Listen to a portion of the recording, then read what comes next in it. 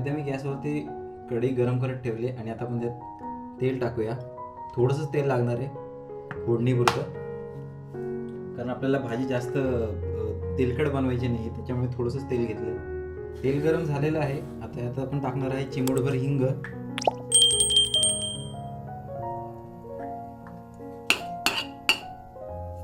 हिंग चांगलं मिक्स करून घेतल्यावरती त्यातच येणार आहे जिरे मोहरी.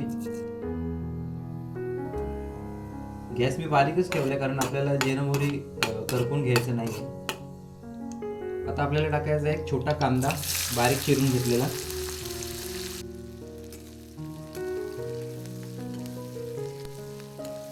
दोन मिनिटं व्यवस्थित मिक्स करून घ्यायचं आहे, चांगला भाजून घ्यायचं आहे मोठ्या आचेवरती.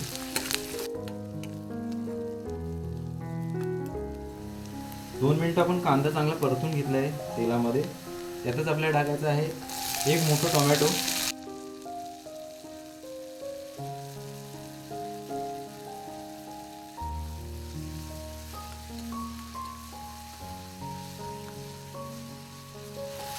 टोमॅटो सुद्धा 2 मिनिटं मोठ्या आचेवरती चांगलं परतून घ्यायचं आहे. टोमॅटो 2 मिनिटं चांगलं परतून घेतल्यावरती आपल्याला त्यात टाकायचं आहे लाल तिखट. तिखट तुम्ही तुमच्या आवडीप्रमाणे टाकू शकता. हळद पाव चमचा, चिमूटभर गरम मसाला आणि पाव चमचा धना पावडर. आता हे चांगलं मिक्स करून घ्यायचं.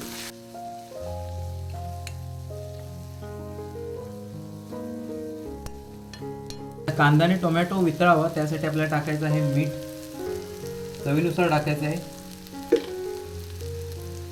आणि ते चांगलं मिक्स करून घ्यायचं आहे.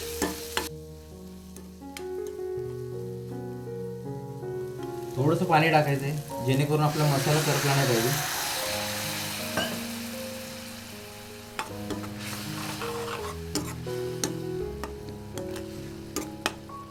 आता या टोमॅटोच्या भाजीला चांगला चटपटीत चव येण्यासाठी आपल्याला टाकायची आहे थोडीशी साखर.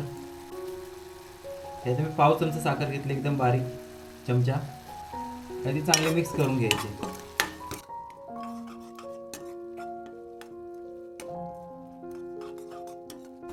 2 मिनिटं चांगलं आपल्याला ही साखर मिक्स करून चांगलं परतून घ्यायचंय कांदा टोमॅटो.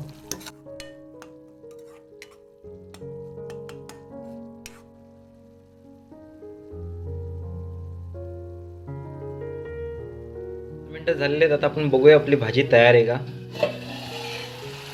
हे बघा पाणी पूर्ण सुकलेलं आहे आणि आपली टोमॅटोची चटणी तयार झालेली आहे.